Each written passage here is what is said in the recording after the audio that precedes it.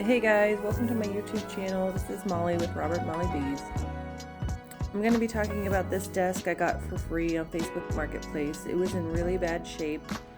There's a corner missing, there is some wood missing on one of the feet, so I got to work with some Bondo. I'm a huge fan of Bondo. I find it to dry fast, it sands easily, it's easy to shape. Here I'm working on the corner of this desk. With the two-part filler, you put what's in the big can on a piece of cardboard or whatever and mix it up with the second part, and the more of the second part you use, the faster it dries.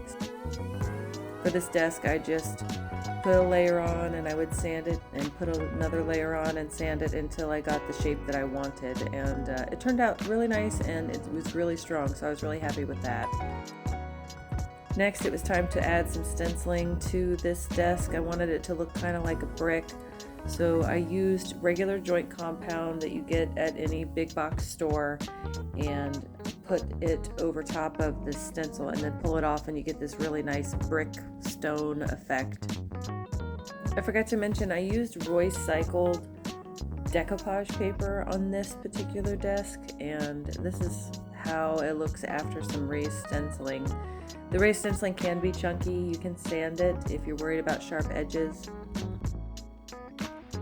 Next, I started painting with some midnight sky at the base and then a mix of navy and Prussian blue from Wise Owl up the sides of the piece.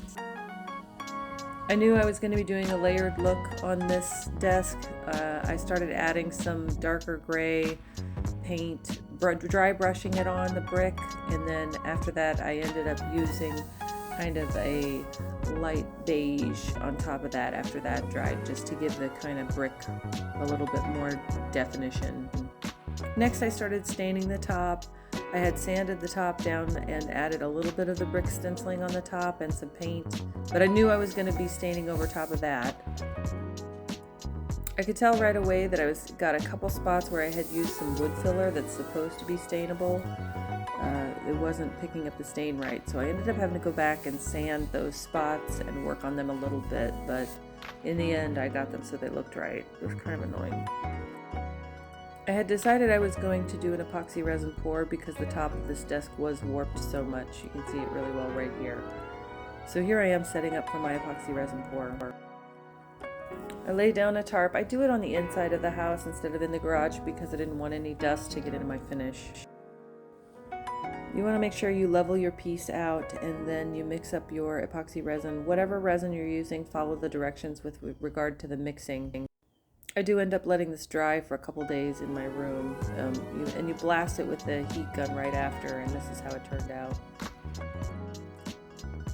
And this is how this piece turned out. I love the depth, I love the hardware, I love the brick look, and all of the layers. I was really jazzed about how it ended up.